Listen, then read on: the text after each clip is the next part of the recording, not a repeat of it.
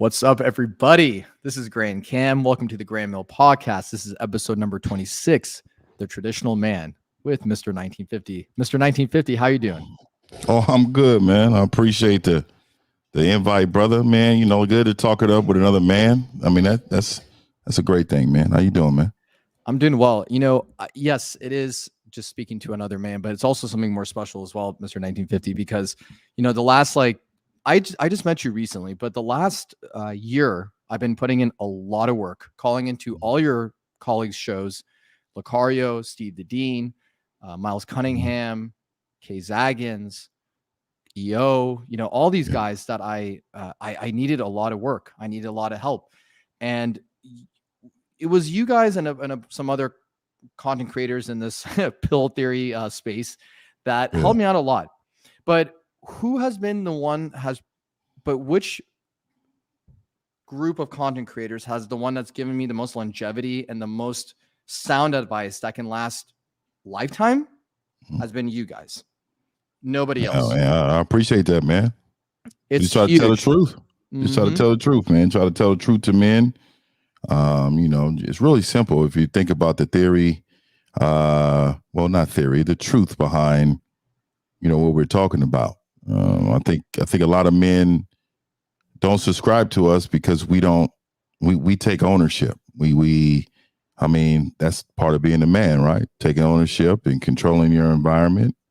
All those things are based upon being a man. So I appreciate that's a huge compliment, man. I really do. Appreciate that. Absolutely. And also, you guys, here's also a very good thing about what you guys do. And a lot of people don't like this, or guys don't like this, is that, see, guys like to be very tribal and red pill, black pill. I know you said, like, what's even the black pill? Red pill, black I have no pill. idea what that is. Yeah. So all these like pills, right, with different colors, they're all about unity and tribalism, right? But what you're doing and your advice is to make it more individualistic.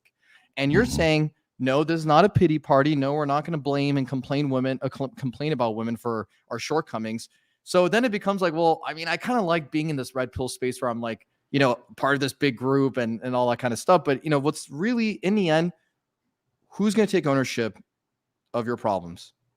You as a person. Who's going to also reap the rewards when you put in the work? You as a person, right? Who is concerned of your health the most? You as a person. So in the end, your guys' advice has a longevity. It's what actually gets you to the next level. So all this red pill stuff, sure, that's fine. And it's actually helpful. It's been helpful for me. But okay, step out of the computer jargon and everything like that. What's left? You looking at the mirror, right? 100%, man. It's like I think one of the biggest things that I enjoy we talk about is that one thing about men in those other spaces, their number one thing is they complain about women, right? And that's how they get a lot of clicks, because there's a lot of men out there that don't understand that the game is within them. And when they hear game, they think that's like, oh, you're manipulating. No. That's just a lifestyle. That's who you are as a person and your beliefs and how you go about delivering those beliefs to other people. So, when you hear a lot of people talk about women, they're out of control and, oh, yeah, they don't have structure. We're the structure makers. We are the keepers. We design the program which they follow. So if they're not on a program with somebody, what do you think they're going to look like? If you got kids running around with no parents, what do you think they're going to look like? So the thing is that we as men have to take ownership on what everything is looking like, because we are punks right now. I mean, I can go deep, but I just wanted to throw that out there right now, because I know we're about to get started with some questions. So it's all good, brother. Absolutely. So I want to give a shout out to the chat. Frank, good to see you, brother. Thank you for jumping in. Appreciate you. By the way, Frank, we also have a call-in number. If you want to call, if you don't have to tell us your name or anything like that. We're going to be testing out the call-in number at 7:00 Pacific Daylight Time, which is 10:00 Eastern Daylight Time.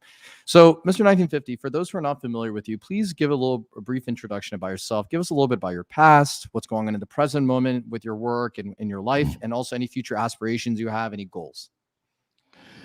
Well, My name is Mr. 1950. I'm the last traditional man on the planet. So what it is that for me, my whole life has been, um, my whole life has actually been, I've been raised by men. My grandfather, my father, and then of course, I had my mother and all of them. They was together and stuff like that. But I was raised by really, really strong men with beliefs and straight expectations for men and people around them. So coming up, I'm from the Bay Area, San Francisco to be exact. I was raised in a really tough environment, but it was something that we just dealt with. It wasn't a complaint. The word is that what are we going to do to get out of this situation? How are we going to grow from this situation? This is what we need to sacrifice. Sometimes you got to sacrifice time with your family in order to make more money, in order to get out of this situation.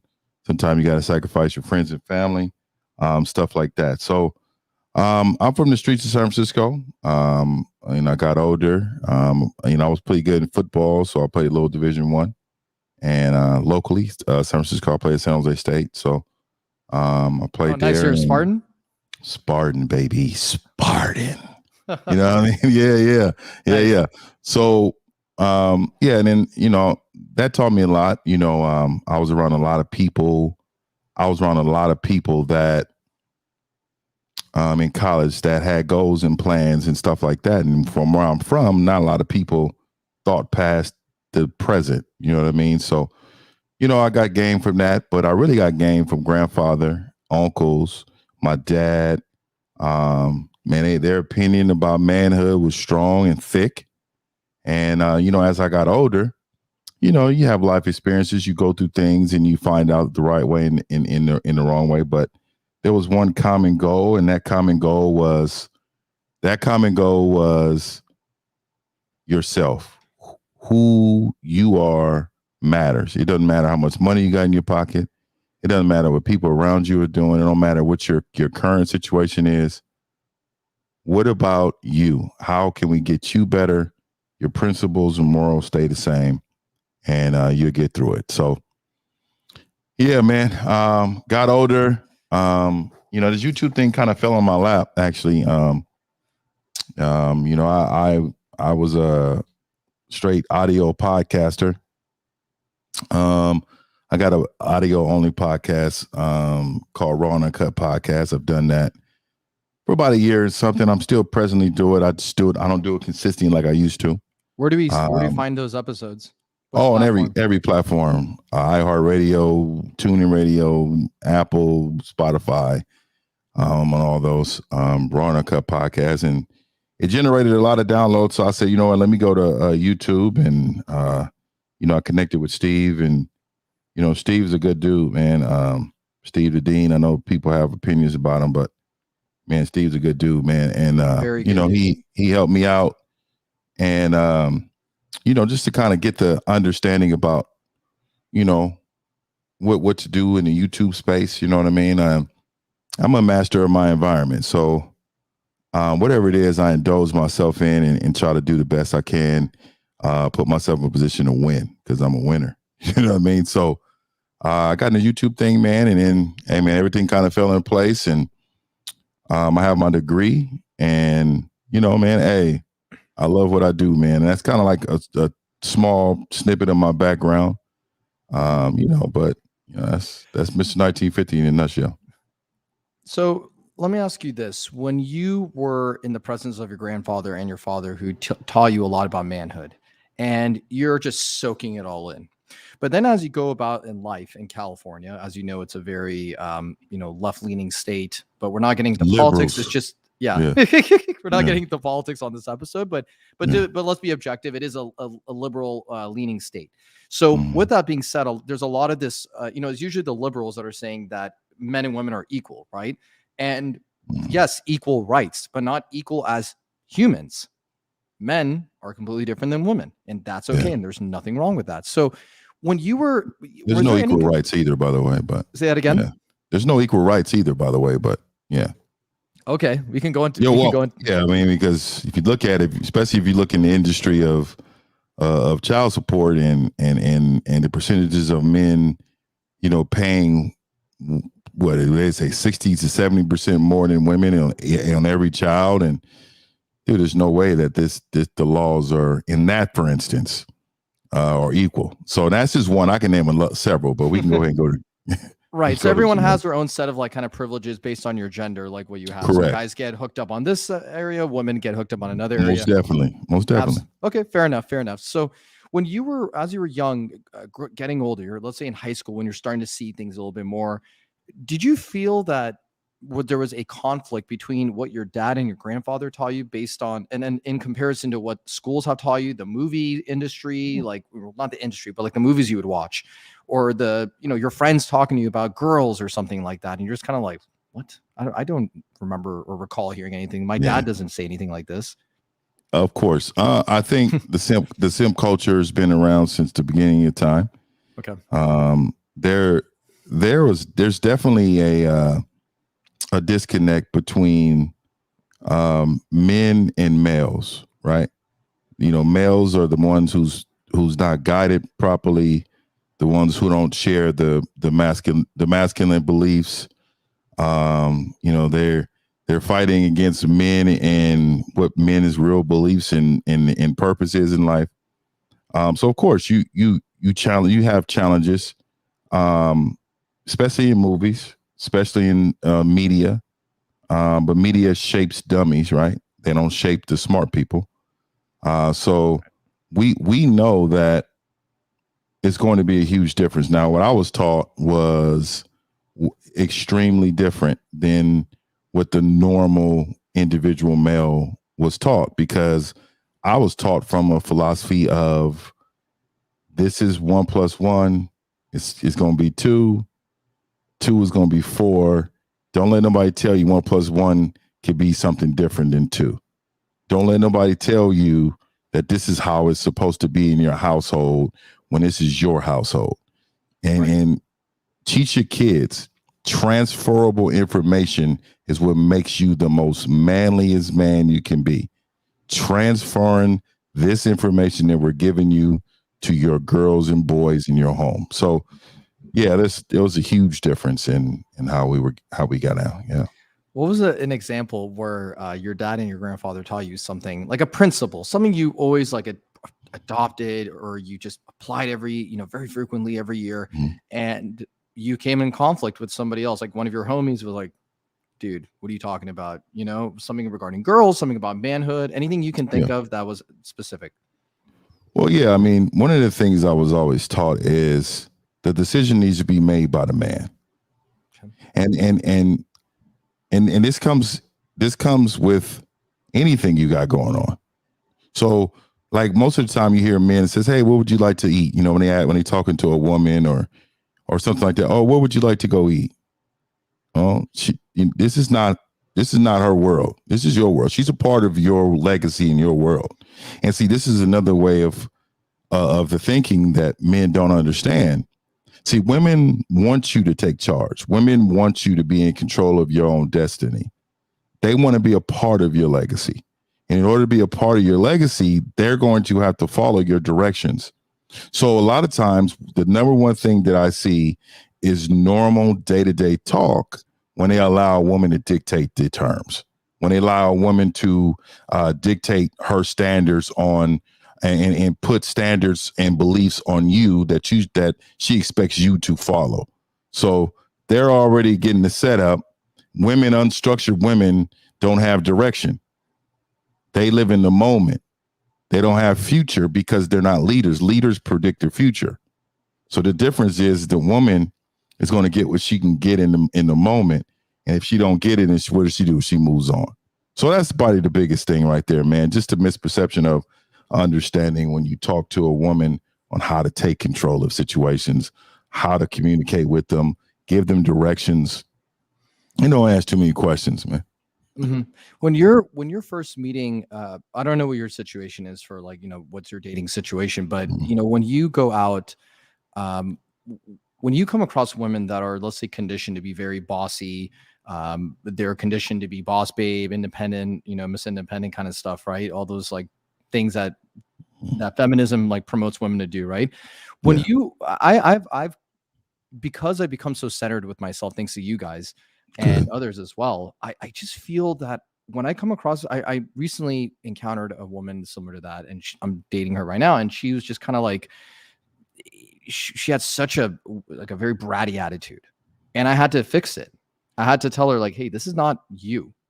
You're not being yourself right now, just to let you know. She's like, what do you mean? And I'm like, well, let me explain to you. So for guys who are not familiar with helping a woman, because this is I believe in self-development continuously. And I know you do, and everybody on the panel, Of course. that's part of On the Sunday, right? My philosophy, Mr. 1950, is if I'm a man of self-development, of growing every day and being centered with myself, whoever comes into my life, I try to help them too. That's not just limited to men. It's also for women as well. So any woman I'm dating, I want to see her grow. I empower her. I encourage her to become more feminine, to be more centered with herself so she can be a powerful woman, but not powerful in the sense where she's dominating and being annoying and controlling, but being just a more distinguished woman, right? So what do you recommend for men who don't know how to do this? They are, they like this, they find this woman very attractive, and there is a possibility, not like she's not into him, but there is a possibility that she can be coached by him and be in a position where she can be led by him, right? But he needs to like get over that hurdle and get into her head and tell her like what you're doing, the way you are, and how the decisions you made so far are not the best decisions for your life. You're not going to be living the most optimal life you think you're living, being bossy, independent. What advice would you give to a guy like that? Well, for one, I would see how deep in he is, because I do encourage men to start from scratch sometime, Right. depending on how deep they're in. Right. So one of the number one things I always try to tell a man is you got to fall in love with yourself. And you in your first, second, and third party in your life is you and what you love to do. A woman is not special. And I think we've been, those men have been conditioned to believe women are very special and they need to be treated with white gloves on. They need to be treated and pedestalized in a way that you put them above yourself. So as a man, I think first and foremost, your thought process needs to be, hey, this is how we're going to do things. This is how I imagine things are going to go in the next 5 to 6 years. Now, either you're on board or you're not. You can never be afraid to lose the woman. Never be afraid to lose a woman. Once you're afraid to lose the woman, you're putting her above yourself. You're putting her above your needs. So as a man inside of a relationship already, the first switch you should do is you tell her this. You say, hey, I made plenty of mistakes in the past. One of my biggest mistakes that I made was allowing you to believe that you are better than me. You're not better than me. But what I would tell you is, in my mind, I need to make sure that you understand that the love that I have for myself is going to help you in the long run. It's going to help you prepare, because my whole thing is I want men to understand that a woman has so much more value than what God has created for us to see. A woman has special qualities that needs to be brought out by a certain level of masculinity and alphaness that men portray. And once you have that, and once you have that clicking, this woman naturally is going to do everything she can to be in your spirits, in your grace. I was always told from my uncles and my pops and them, he said, man, we need weak men in this world. Everybody wasn't built the same. So they got to have something to compare to. If everybody was the same, we would kill each other off because we would dominate each other. We live in a certain space. We live in a certain area in the world where women know that this is where I need to go in order for me to be happy. Women don't want to lead. They don't want to deal with none of that. You have to take control of your life by controlling your own space. Straight up. Damn, bars. That was Yeah, man. perfect. That was Yeah. perfect. So what is okay, so we know what it looks like getting to that point. But what is the biggest issue facing masculinity today with men? Is it that we're misguided, we're misdirected by the media, or just by women, or by our families? Like, for those who are not blessed to have your situation with your father. I mean, I'm looking forward to, because I would like to have wife and children later down the road, and I know I'm gonna Wonderful. I'm gonna freaking kill it. Like I'm gonna Yeah. it's gonna be led very well. So I'm not Yeah, concerned about yeah. anything. And I'm so excited that if and when I have like a son, I'm gonna make that guy a freaking stud. Everything I applied and learned, oh my god, that guy's gonna be on top of his shit, bro. Like high Yeah. school. Transferable information. Transferable information. Yeah. So for us that we like my father was a strong father too, but his dating advice was not the most sound dating advice I would give. So that's why I had to go to guys like you. But much respect and love and admiration for my father, who always led our family. He has a So space. yeah, absolutely. So what would you say is the biggest issue with masculinity today, facing this problem? I've been speaking about it the whole time. It's called transferable information. The transferable information.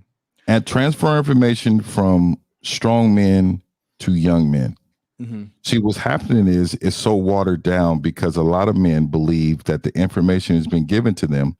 Most of them by moms, most of them by grandmas, or weak men, or even society-driven men who's believing that men are different from the 50s to now. They're no different. We just dress different.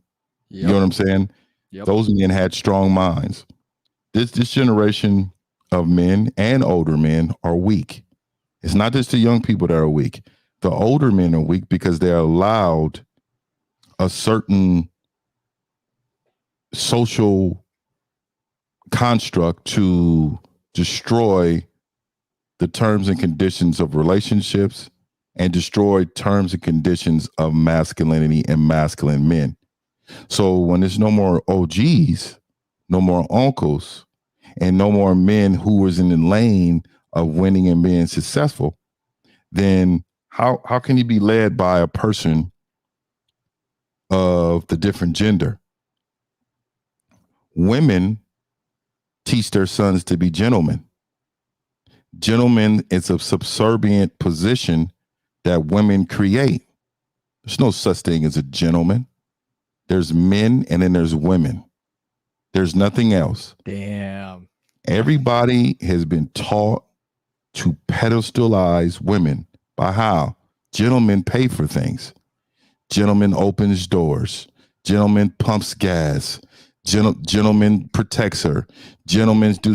They put all this together. Yeah, we do some of those things, right? But ultimately, what we need to understand is that if she's not in a position to be on your page and on your program, then she shouldn't be in a position at all. And the problem is that women have created a statue called gentleman that everybody believes that they need to be. And so the transferable information was lost when men couldn't tell the other younger men, oh, no, we're not doing that. You don't get a $200 dinner just to get to know you. Mm-hmm. You're not gonna be there for it and fix plumbing around the house and do things for her, and she's not even under your program. All these things that men have been misguided and told what to do is because of what? Because men allow women to raise their kids. Men are having babies by women they shouldn't. Men are not leading their homes and controlling situations. So it's our fault. But we can get it back with understanding what is right and what's wrong. YouTube has helped. Social media has helped. It's damaged, but it's also helped. Me and you, two good, strong brothers, chopping it up. This is going to last for a long time. That's transferable information that can help somebody spark an idea, spark an understanding. Oh, let me find out more about this. So we have a responsibility as men to transfer information, whether they're your son or not. It could be somebody older than you, it could be somebody younger than you. If you got the game, give them that game. That's your responsibility as a man. Absolutely. And you know what? I love the way you coined it. And Brad, I'll get to your comment in just a second. Thank you for posting that comment. Mr. 1950, that is so true. Before I even realized what I was doing was a masculine trait and also a good human being, a human characteristic, was that when I would learn a skill through, let's say, Tony Robbins or any of these self-development guys, I wanted to give back. I wanted other men to succeed. Mhm. And you know who doesn't want other men to succeed and gets annoyed when you give them self-help? Losers of society. The one that go "Wah," about everything, about their circumstances, about women, like, oh, she did that. You know what? Let's Yeah, I it's for love real though. Yeah. and you know what? If you let me tell this to all the men that are listening to this right now on the replay or watching right now, if you are the type of guy that does not give back to other men once you learn something very special, you're doing a complete disservice to society and you're a jerk. Like, why are you being so selfish? And in an arrogant way selfish. Like, we're selfish men too, but we give back. We're empathetic. We understand, right? And I think one of the so here's my analysis on what you just said right now. When you're talking about how YouTube has helped offering, well, it has been adversely affecting the men and women, but also has helped tremendously too. I think it's been more helpful than, well, I'm gonna say that it's hard to find guys like you. I gotta go this way. Find guys like you. You guys are in like the like in the, like below YouTube algorithm where you can't even find. Like, I had to dig deep to find information like this because this is a truth and it's gonna take work. But you know what sounds better? Being part of a group of guys that can just complain about women, right? Yeah. So obviously that's easier to find. And I'm going to say this. Do you agree with this, Mr. 1950, that the information, whether it's good or bad, at least the level of awareness has like that? Because now you see guys on TikTok saying anyone can be a dating coach now. Anybody who has like literally zero game can be like, yeah, she belongs to the streets. And if she doesn't do what you tell her to do, you send her ass home. You kick her out of the door. And make sure you don't even, close the door on her way out, all that kind of stuff. Do not open the door for these women. These women don't deserve it. They ain't your queen, right? They say all these like weird and very incongruent and inauthentic rhetoric that doesn't really, stand for what they believe in. So do you agree at least that the awareness is good? At least people are like, they're starting to wake up, right? Yeah, but I do, but I know there's a lot of detrimental content out there. Yes. Telling men, not to get married, and there's just so many areas we can improve on. But I do like that the dialogue is there for us to talk about it as men and debate as men. I'm really good at debating. I'm really good at talking mess. like that's my area. So, I like men that got tough shells and able to have some dialogue. So that's good. I love it. And, let me actually bring up Brad's comment. He's saying many men raised by weak men or dominant moms. Majority of teachers are women, Disney, and love stories. That's actually true. So that's all the conditioning that a lot of men are going to be getting is that. So I agree with that. Now, I don't see. Okay, so again, let me go to Blog Talk Radio really quick, and let me just do this. So direct contact. Okay. Do you hear that, Mr. 1950? I don't hear nothing, no. Okay. So right now it's just dialing, but let me see if I can get this to work. So again, the test is to make sure that you can hear this as well. Did I need to log in or something? Yeah. Did you get the email that I sent you? Yeah, I did. I didn't log in. Let me see. Okay. Okay, cool. Let me see.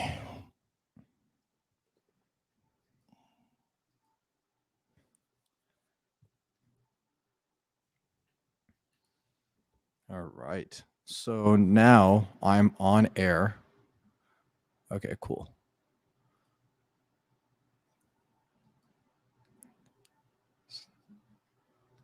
All right. So let's see if we.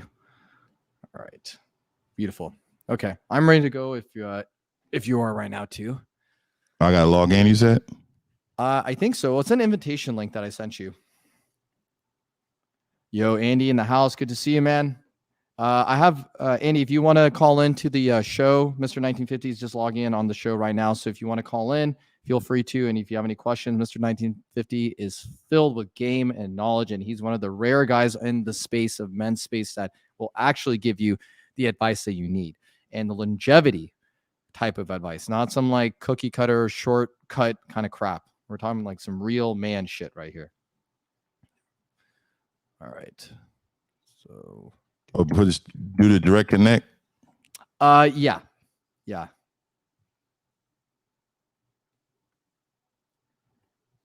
All right, it's saying I'm in. Well, it's connecting. Okay, it says connecting.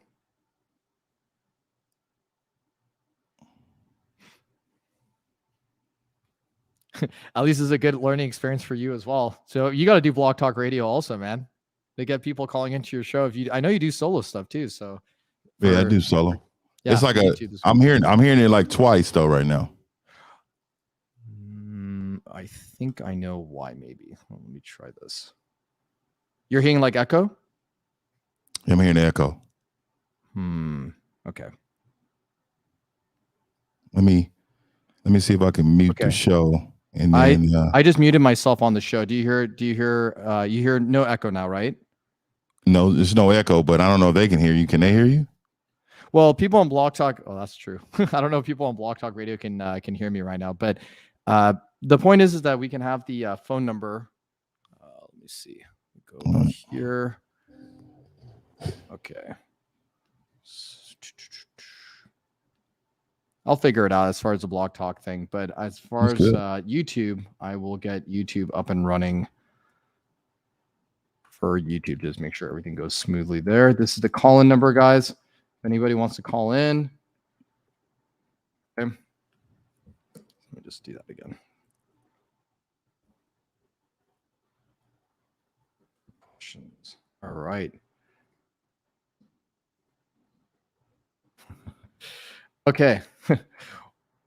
What's up? What's up, Chris? Good to see you, man. Hey, if you want to call into the show and ask Mr. 1950 a question, he'll be happy to help you out. So we're going to go to next thing. So so we talked about masculinity in the sense like there's leadership involved. There's making sure you're putting yourself first.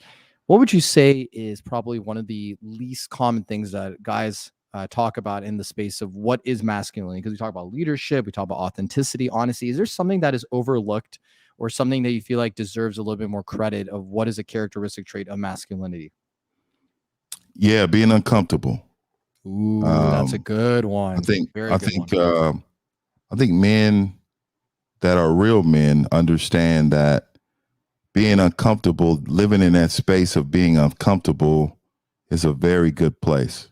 And that's a part of being masculine, because we got to have uncomfortable conversations with women, kids, friends, family. In order to put yourself first, you got to be uncomfortable with people's feelings. So being uncomfortable, I think, is probably the number one thing not really expressed or talked about. Mm-hmm. Yeah. And I remember you had this one clip. I think it was from your Sunday show.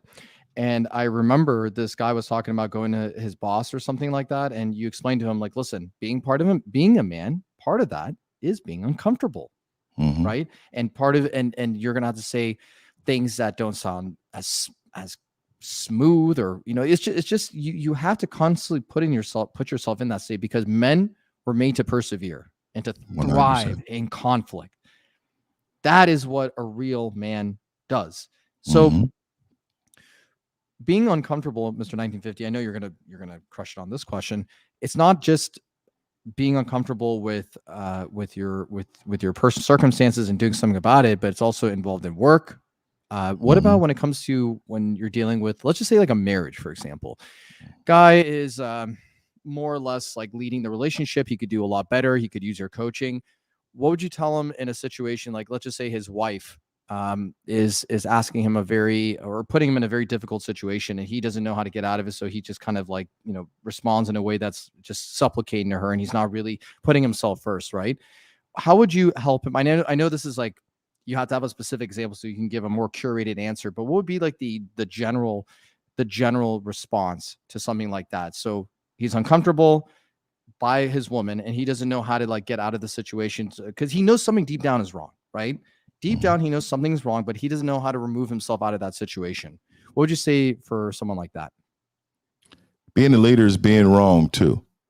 Being a leader is understanding that you're imperfect, but ensuring them that because you're bettering yourself on a daily basis, that the likelihood of this problem happening again is going to be rare, right? Mm-hmm. So I think the biggest thing you can do in any situation is think before you talk. You don't always have to respond to a woman or man or anybody. I'll get back to you. Let me think about that. Because at the end of the day, your best decisions are made from a position of clarity, understanding the situation, pros and cons of the situation, and you got to make a honest decision based upon that. Never be in a situation where you feel like you're pressed to answer. Because once you do that, then you're doing what? You're making an emotional response. And because that emotion comes in within, you need to be disciplined with your emotions. You as a man need to be disciplined with your emotions, and they're expecting that from you. So no matter how emotional she is, no matter what she's saying, you need to sit there and you need to understand the pros and cons before you make any decision. That is one of the biggest things I could tell a man. Clarity before you have confidence to say something to someone. Clarity. You don't just say anything just because you want to say something and you're worried about awkward silences, or you're worried about what she's going to think. So you're just like, oh, I have to be like literally like a dog. Like she tells me go there, I go there. And then she does, right? Like you're like, just like, oh, whatever you tell me to do, you know? I think a woman needs to get used to hearing no. Mm-hmm. She's told yes all of her life. There's no such thing as spoil. Say, oh, I love to be spoiled by my man. Spoiled means giving her everything she wants without saying no, even if it means your integrity. So you men gotta really live in the know. Live in the know. Rewards come from great behavior. That's when yeses come in. A lot of men are uncomfortable using these terms with women because they're afraid that they're going to be called toxic or, misogynistic or chauvinist, pigs, and all these words that they try to silence your masculinity with. I use a lot of words. One of my biggest words is control. I remind people, look, I'm in control of this situation right now. So what I need you to do is I need you to fall back until the decision is made. Now, if they can't respect that level of masculinity, either she's not on board or you need to move on straight up. And what would you say is the limit that a man must draw from a woman that is not following his lead? Is it something that is like unique to the man? Like there's no black and white answer. Like after 3 strikes, she's out. Like, is there something like that? Or is it just kind of like whatever you feel like? Well, I mean, this is a certain level of game you need to have in order to have it the way you want it, right? But I will say for those who are in the beginning stages, I think the number one thing that you should look for into a woman is her being coachable.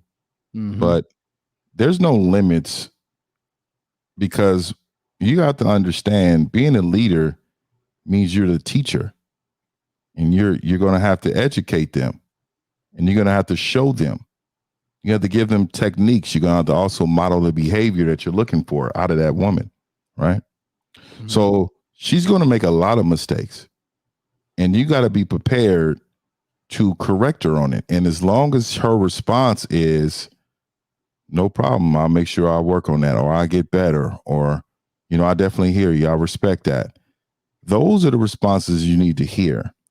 A woman who takes no accountability for behavior is a woman who's in denial of her position in a relationship. Damn. Oh my God, that was good. So straight up. Okay. 1950.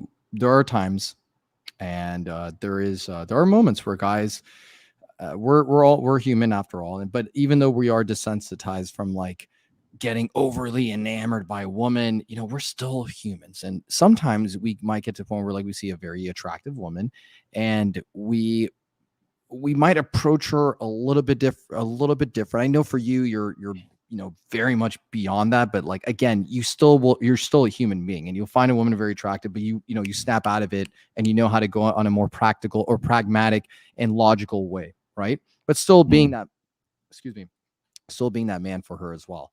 Um, for guys who are getting to the point where they're very centered with themselves, just like how you, Steve, and Lakar, and everyone else is, what advice do you give to those guys that are just they let's say get the attractive woman, they sleep with her within the first 3 dates, whatever happens, and now it's kind of like, okay, what's next, right? I feel like there are a lot of guys who, when they see these good-looking women, they don't know how to coach them properly. They don't know how to give them an idea of like how to benefit their life, how to benefit the man's life, right? How to like incorporate her and how to build a better version of her, right? Mm-hmm. So how do we get these kind of men to wake up from this, this emotional state of being in love and all this other kind of stuff? What do we do? Kind of just shake them up and say, hey, come back to reality. Okay. Just because she's an 8 to you, you wouldn't treat her the same if she was a 5 to you. A 5 would be different, where a 6 would be different than an 8. So what would you say for that? Well, one of the first things I always tell men is to fall in like, not in love, right? Falling in like is where the space you need to live in. You love yourself. You like what she does for you. You got to remember, for someone like me, like a beautiful woman is something you get used to because you're around beautiful women all the time. You talk to beautiful women all the time. So that's meaningless to me. What makes a woman beautiful to me is something different than what she looks like, right? Because normal, of course, she's going to be attracted to me and I'm going to be attracted to her. That's normal. But what makes her beautiful to me is her being coachable. Yep. Now, also a woman who listens more than she speaks. A woman who also is going to put my needs above her own. Because love means you're at the top. There's nothing higher than that, right? So if I love her, that means I'm putting her above myself, right? Okay. So you can't do that. You can only do that to your kids. Because kids are what? They need you for a certain span of time. And even at a certain age, you got to put yourself above the kid. Right. When they get to a certain age, hey, they making their own decision. They're adults. Hey, I'm going to love you from a distance, but I love me more than I love what you're doing in these situations. You see what I mean? So the thing is, for a woman, you have to like this woman. You need to get in your mind that love was taught to you in order to control your emotions towards one person. Like, I like you a lot. What's the difference between me saying that and somebody saying they love you? They think it's what? They think it's higher. Who's ever told you that love is higher than like? Has anybody ever told you that? Nobody's ever told you that. We just assume that it is. It's another level, right? Well, what I'm saying is it also keeps it in your mind and understanding that the only thing you love more than anybody else is yourself. I love me. I can't love her because that means she equally is to me. I'm not equal. She's not equal to me. If I had to choose, I'm going to choose myself and I'm going to leave this woman. And see, this is why I tell men, you got to put yourself in a position to win all the time. Mindset is huge. Mindset of understanding every situation, no matter what she looks like, no matter how she treats you, you can always do better by yourself because you love yourself more than anybody else does. And I don't know, it may go over a lot of people's head, but what I would say to you guys is that don't love the perception of a woman. Love what you bring to the table as a man. Because at the end of the day, we come in this world alone, we die alone. Again, we come in this world alone, we die alone. It's not too many people that can say, "Hey, we lived a great life. We died again." No, no. You die by yourself. Your soul leaves your body by yourself. You got to enjoy life, gentlemen. Wow.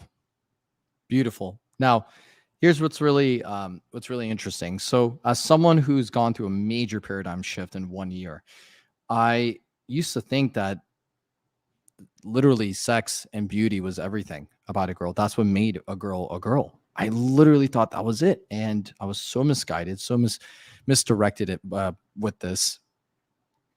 And I can see why when I look back in retrospect, Mr. 1950, the level of women that saw me and didn't take me seriously, the women could smell the neediness, the desperation, or the guy who just wasn't a true masculine man. They could see it.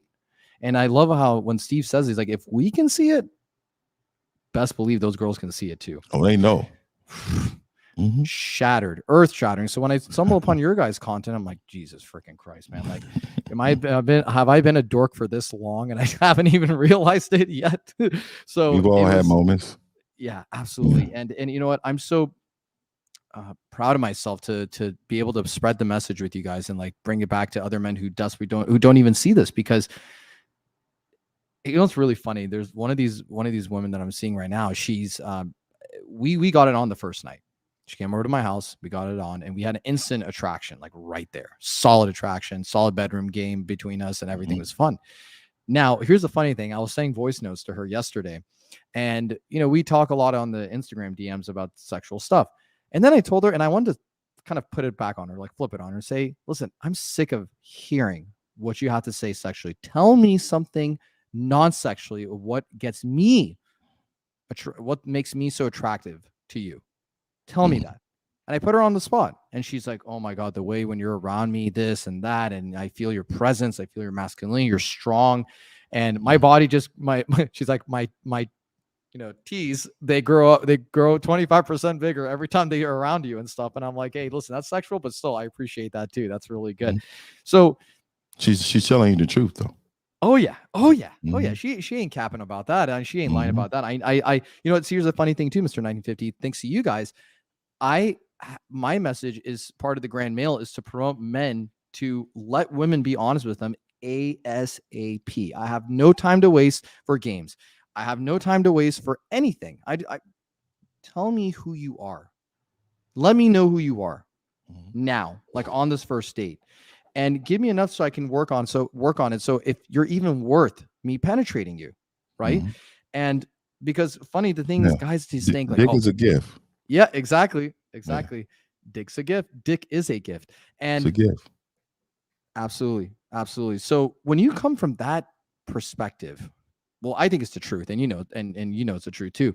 So when you come from that reality that this is how life's supposed to operate, that's how it's supposed to operate. Women will just be like, why does this guy not care so much about sex? Right?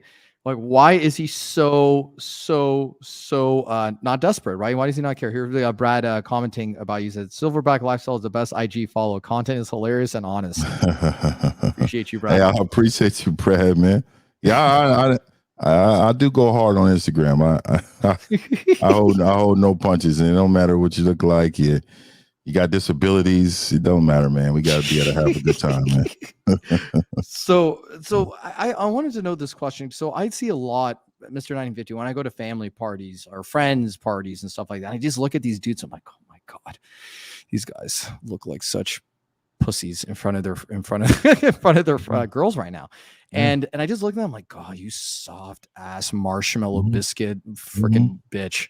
So my question is, when guys are like in that with their relationships and they're also in that situation in their marriages, can it be saved? Like, can they contact you and be like, Mr. 950, I'm desperate. I'm sexless. I haven't, had sex with my woman in 2 weeks or a month or whatever. I don't know what to do. Can that be salvaged by you? Well, I will say this to men. If you're not afraid to lose the woman, yes. I've saved so many. I've saved so many relationships.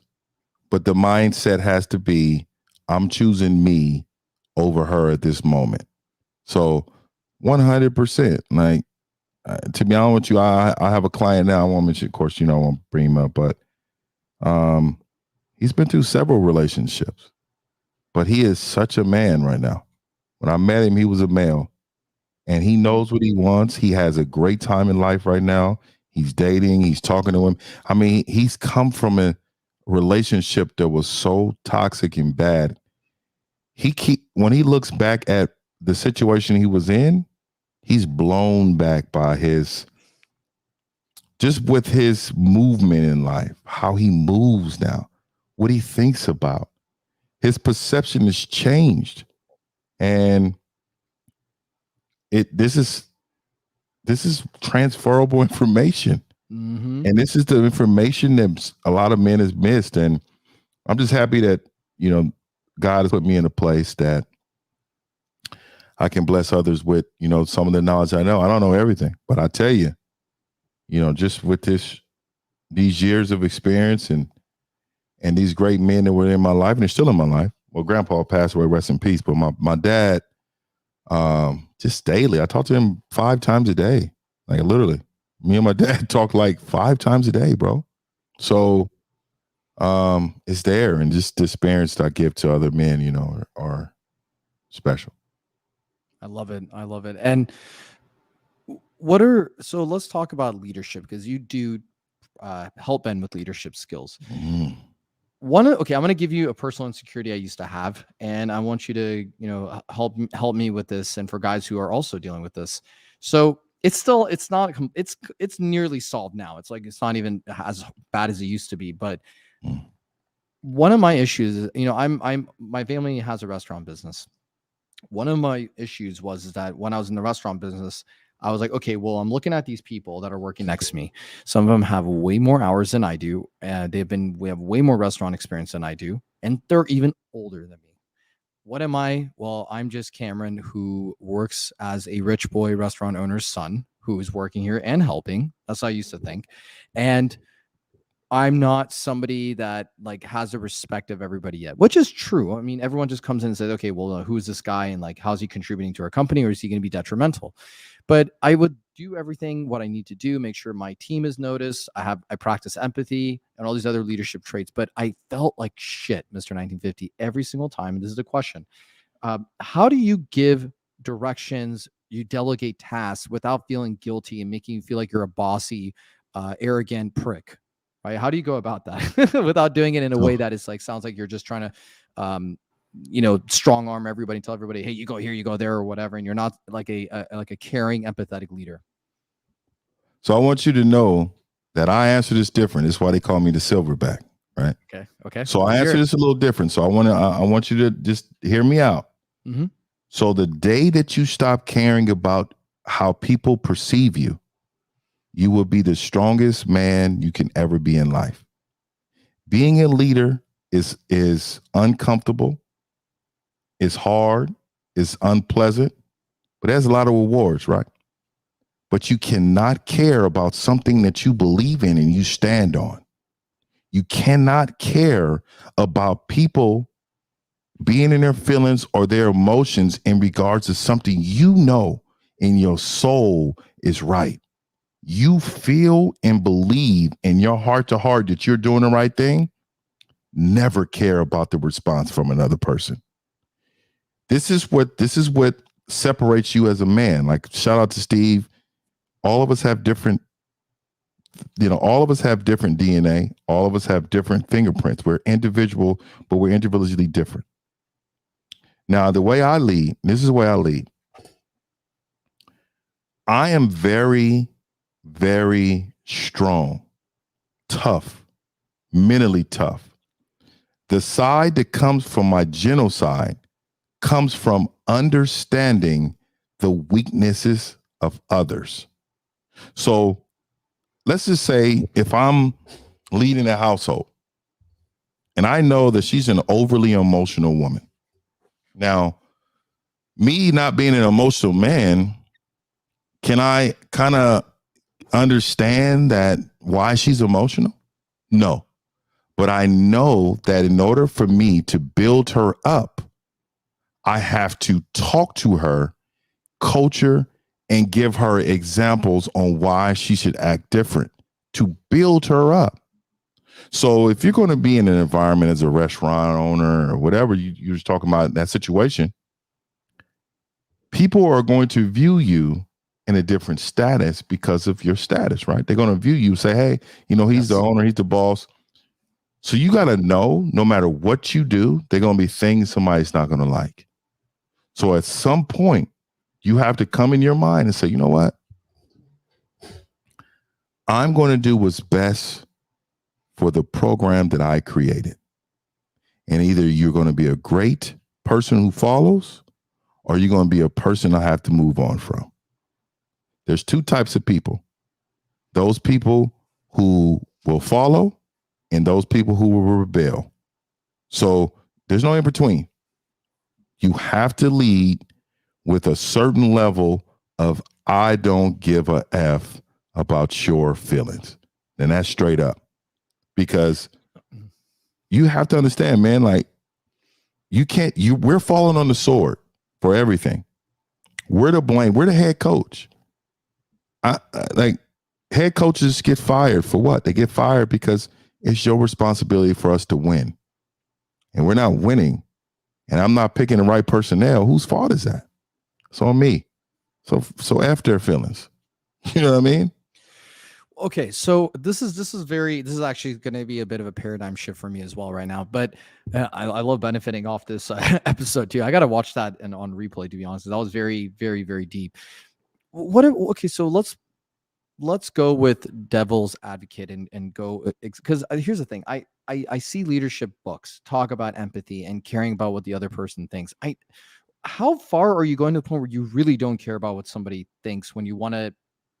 And I don't mean to characterize this in a way that you're just like some jerk and you don't literally not care about other people's feelings or whatever. But I mean, unless literally and I'm not even saying like that's even being a jerk, right? Because for other people, it's like just being a leader, right? And can you just explain to me a little bit more, like where do you draw the line where it's like you're not even? Do you understand what I'm trying to say? Because there's so many people. Let me give you an example, and I think this should explain it a lot. This is how I get out. You have a classic car that you worked really hard to have. Mine is a 1967 Mustang, and I built it from scratch. It was a rust bucket when I got it. It had a lot of imperfections. I primed that thing up myself. I painted it myself. I put the engine in myself. I souped it up, put some parts in it to make it run extraordinary good. I put some rims on it and new tires. The interior's just custom made by me. When somebody gets in that car, you have to have expectations when they get in that car, because you're going to be the one driving. You're not allowed to eat in this car. These are rules. These are guidelines.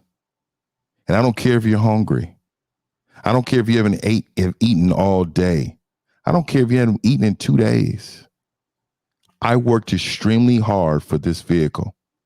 This vehicle is my vehicle. So you will not do that. You also are not going to disrespect my vehicle by leaning on it. You're not going to do things that I feel like is going to be damaging to my vehicle. If I don't want to drive on a freeway because I don't want bugs to hit my windshield, who are you to tell me to go on the freeway because it's quicker? No, I'm going to cruise down the street and look good while I'm cruising down the street. This is life. And the reason why I'm telling you and giving you this analogy is because that car you built is that work you put in, all of that combined. Be proud of that. And because you're in the position to lead, now, why should I care about how hungry you are when you get in my vehicle? Now, we can drive to a place we can get out and eat, because that's the plan. That's the plan that I put in place. But what I'm not going to do is I'm not going to give you what you want to do when you want to do it. This is the rules to my vehicle that I built, to my hard work that I put in. And this is something that I love. The car represents you as a man. You put in all this work. You built this thing up. You shine it up on a regular basis. Why let somebody get in it and drive your vehicle? Why let somebody get in it and disrespect what you've been earning for how long, putting in all this work? No, this is what I mean by not caring about somebody else's feelings or perception. Oh man, that's a nice car, but he won't let me drive it. It's matter of fact, that car is kind of weak anyway. I didn't want to drive it anyway. You see how people try to twist things up. So stop caring. And that's the limit. This is what I'm saying. If you truly believe in something, and get them out your way, man. Enjoy life and drive that car until the wheels fall off. Okay. I'm going to say right now that I feel freedom. I feel abundance from what you just said right now. I feel a lot more clarity. Absolutely. Thank you for that. Because there's still a little bit of that pussy side of me where I'm just kind of like, oh, I hope that they're not going to get mad. And I hope my tone wasn't too harsh. Jesus Christ, man. 1950. Like, people learn in anger. Remember that. People learn when it's uncomfortable. I told you, we live in an uncomfortable society right now. That's when people learn. How many times you see people talk about politics and they talk about all the negative parts of politics? They never talk about the good parts, right? So they only learns what the negative is. So if they feel negative or uncomfortable about a situation, what do you think they're processing? They're processing what you want them to process. If you treat somebody abundantly good, they're going to remember that one time that you didn't. Get what I'm saying? Mm-hmm. So, damn. Okay. Because here's the thing about me, Mr. 1950. When I working in the hospitality industry, there's a lot of bending over backwards, overextending yourself for somebody to make sure that you get your repeat business. And what happens is that it translates. It's just like how like women who are, let's say, boss babes, they go to work and they're very masculine, but when they come home, they can't turn it off. It's kind of the same thing for me, where I'm overextending myself and I'm doing what I can to put others' needs before mine, even if it's uncomfortable or even if it's like inconvenient. Like, I still do it, and that affected my dating life and affected me as a person for a very long time, where I started validating other people's opinions way too much.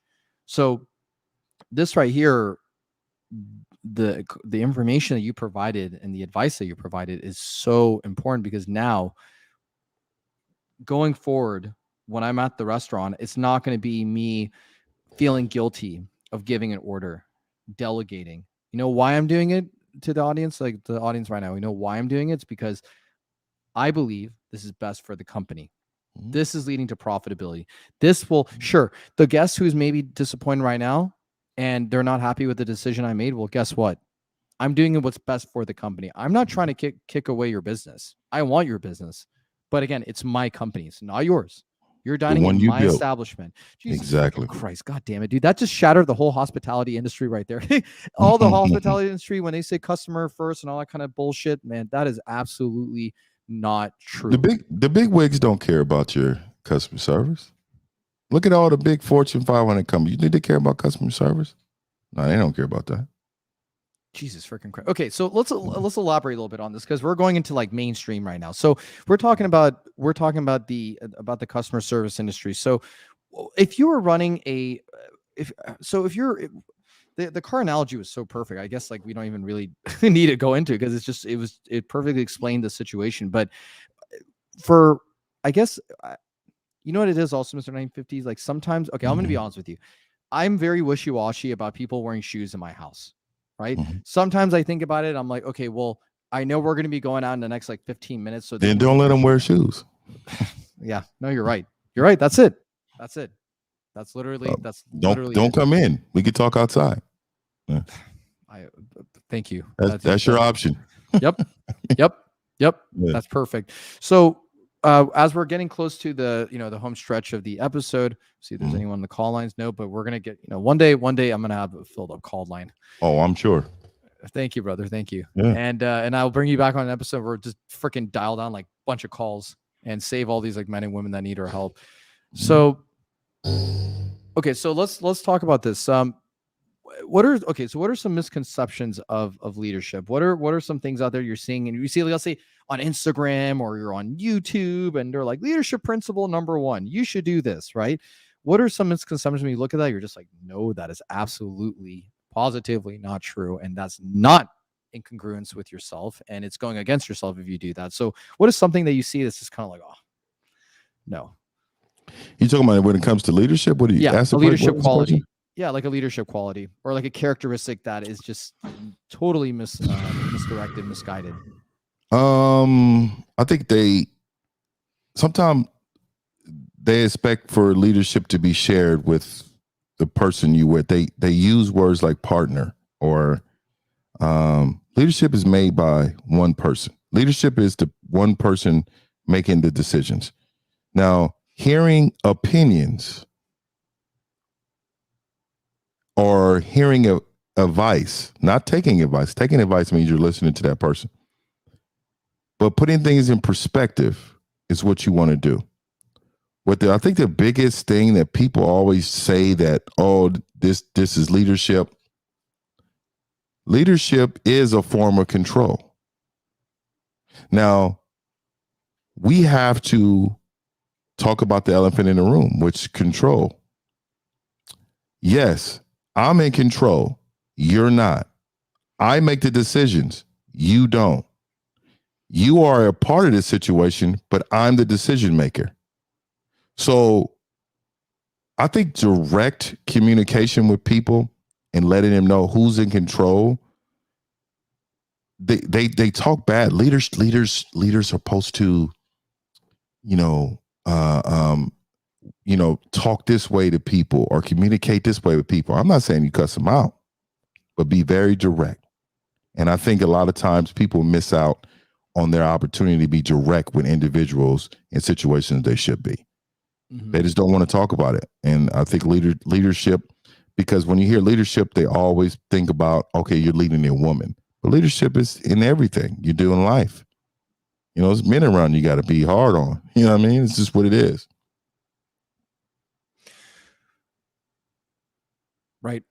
Right. And, so what would you say to a guy who, like a future client of yours, that is, when it comes to leadership, he doesn't know, he cannot put his needs first. He doesn't put himself as focus and center of his life, right? I guess without giving your proprietary information of your coaching when you do one-on-one, but how are you getting these men out of this? How are you helping them realize that what you're doing is a complete disservice to yourself and you're going against yourself? You don't even realize it. For those men who are not putting themselves first, how do you help them just kind of overcome that? Well, you gotta find traits in yourself that you absolutely love and nobody can replace. Like I figured, like for me, one of my biggest traits that I love about myself is that I give everybody opportunity to win. I also give everybody an opportunity to fail. So the thing is that I don't judge you by the color of your skin. I don't judge you by your background, poor, rich. I'm a very open guy. And I think that's one of the qualities I love about myself so much that I don't really see in too many people. So that's one of the traits I like. But I fell in love with the way I think, the way I feel, and nobody can love you more than you love yourself. So I think just falling in love with traits and understanding that you're unique, understanding that being unique is special. All men have their own way of leading. My way is not the best way to lead. Find your lane. Find your lane that can help you in life. Not everybody's going to have this certain type of, aggression or aura.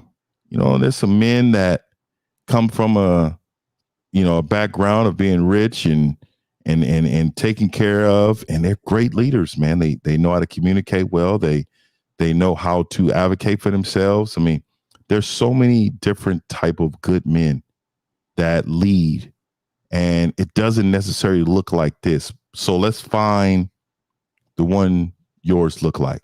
You get what I'm saying? Yep. Yeah. Absolutely. Absolutely. And a question I have is, how did you get it? Just to go a little bit back to the beginning of our episode, we talked about how you got started. How did you come across meeting Steve Lucario and all those guys? I have to know that because I honestly So did not. I never knew about you last year. I was watching, yeah, EO, Lucario, and Steve yeah, religiously. So yeah. how did you come into the picture with this? Which thank God you did come into picture because you add a different flair to Mhm. the show and you have your Yeah, own yeah. style. And I have a little I think I had a little streak, you know what I mean? I'm a I'm a different breed, right? yeah, But nah, so Steve, I met Steve just developing my brand. And so Steve was a person who I really connected with when it comes to his mind frame of how to put things in a proper perspective and stay loyal to your beliefs and be you. And Steve is a good dude, man. So he showed me how to put things together, right? yep, Lucario and all them guys I met through Steve. So they're good dudes, man. All of them. I mean, Lucario is, I think he should be on the level of Kevin Samuels, right? yep. So I think Lucario, I think Coach E's special. Coach E's on another level too. Mm-hmm. Steve the Dean is in his lane, but Steve is going against a lot because Steve is probably the most honest person on YouTube that you would meet. Not saying Lucario E is not. I'm just saying the most blatant out there. It's just unimaginable on what he would say. He's really that guy though. Did you see? He's not nobody different. So I met Steve through that way, man. Long time ago though, long time ago, and Zag and all them the same way through Steve. So I remember I would call into the show also, and Steve would be very helpful with just kind of directing me to, it's just, he makes you get so to the point where it's so granular and it's all about you first over everything. And I don't think I've ever felt so deeply in love with myself. I mhm. never, I mean, and it's funny because I've been called selfish, I've been called arrogant, I've been called all these other kind of names, and the way I look at it is like, I'm sorry you have not achieved the level of thought process like that I have. Like I feel so bad for you. I feel Mhm. so terribly bad for you because what's funny is that I look back at this and I say, well, if I'm so arrogant and selfish, like why am I helping connect guys like me with other content creators? Why am I like hosting parties? And because I love to host parties with people. So why am I still hosting Of course. parties with people all the time? Right. Because I'm always like about giving back. And because you guys have helped me become centered with myself sooner than I ever expected, now I get to see what I've been destined to be, like the kind of person I'm supposed to be. So it's absolutely wild. Mhm. And guys, I want to say that this is getting to the end of the show. We didn't have any calls today, but we're going to make sure we have some calls like next time. So, guys, I want to just wrap up the episode by thanking Mr. 1950 for being on the show. Thank you, everybody on the chat. Yeah, Thank you appreciate for it. Mod and Mr. 1950. Where can everybody find you? And Miss go right there. Mr1950.com. Also, I'm Silverback Lifestyle on Instagram, Mr. 1950 on Twitter. On YouTube, I'm Mr. 1950. Just man, just connect. Like I said, follow me on Instagram. Hit me up, email me on my website. And like I said, man, I'm really blessed to be in this position I'm in, man. And I so appreciate the invite, man. I follow you too, brother. And I Thank like you. I like you traveling, man. You out there enjoying your life, man. I see you, brother. So like I said, man, I love to come back one day, man, so we could really break down some things, man. And man, just let me know, man. We can get it on, man. Absolutely. Mr. 1950, it was a pleasure having you on the show. Guys, this concludes tonight's episode of episode 26 with Mr. 1950, the traditional man. You guys all have a great night. Peace. Appreciate it.